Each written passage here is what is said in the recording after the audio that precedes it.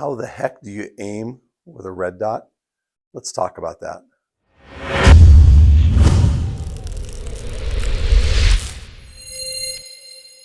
Hey, this is Mike with Personal Protection Academy. Let me tell you, I love me some red dots, man. Let's talk about how you aim with a red dot. But to put it in perspective, let's talk about our iron sights a little bit first. So here's a 365 model with iron sights. And what am I doing with this when I aim in? I'm closing my non-dominant eye and I am finding the front sight through the two rear sight posts, and with my dominant eye, I am cutting the target in half with that front sight. So my non-dominant eye is closed and my dominant eye is open.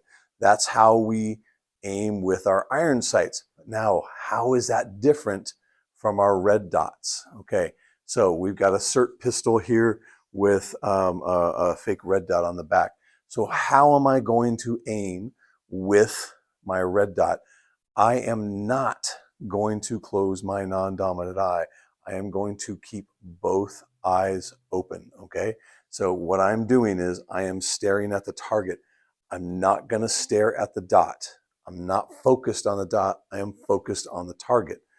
I focus in on the target, and with the dot, I place the dot on my target, being target focused, not dot focused, and I press the trigger. That's a big difference, going from being front sight focused to being target focused. And that's a weird paradigm with pistols. And you're saying, I can't do it, Mike. I can't. I got to focus on the gun. You don't. What we do with the red dot, focusing on the red dot, we actually bring you back to what is natural in your body. If I tell you to throw a baseball at that guy over there, are you going to focus on the baseball, or are you going to focus on the mitt and throw it? If I tell you to take a frisbee and throw it to your friend, are you going to focus on the frisbee, or are you going to focus on your friend? Right? Well, when we were back in the caveman days, and we were throwing spears at woolly mammoths, did we focus on the spear, or did we focus on the woolly mammoth? Everything we do, sports, self-defense, hunting, recreation, we are target focused.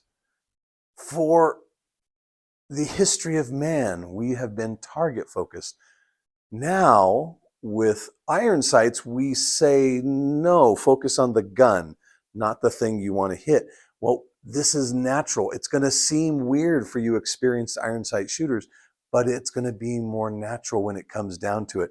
You keep both those eyes open and you are target focused. You superimpose the dot onto the target and you're set. What are the benefits of this? Well, let's think about the benefits right off the bat. You're target focused. You're centered on the thing that offends you most, right? And that's what a lot of us do incorrectly with iron sights anyway. The other thing, if I close my non-dominant eye, I have just lost peripheral vision from here all the way over here.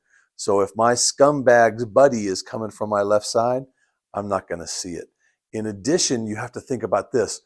This is a brain trick, right? When we are seeing in 3-dimension, we're actually seeing 2-dimension with this eye and 2-dimension in this eye, and we're superimposing those together to create 3D. Well, you don't see 3D when you close one eye. So when you close one eye, you are actually losing depth perception. Yeah, I can see shadows and wrinkles and clothes and that kind of thing, and my brain fills in the missing parts, but you're not actually seeing in 3D, you're seeing in 2D. Well, why would that matter? Let's say you've got to take a hostage shot, and scumbag's head is behind your loved one with a knife to the throat. They're about 6 inches behind your loved one. Do you think their face being 6 inches behind your loved one, do you think that depth perception of 3D is going to help you? Yeah, it is. So remember, As you transition to the red dot, and we're all going to get there, man. As we transition to the red dot, you keep both eyes open and you remain target focused and not focused on the dot or the front sight. Okay, hope this helps you with your transition into the red dots, and we'll see you on the range. Bye-bye.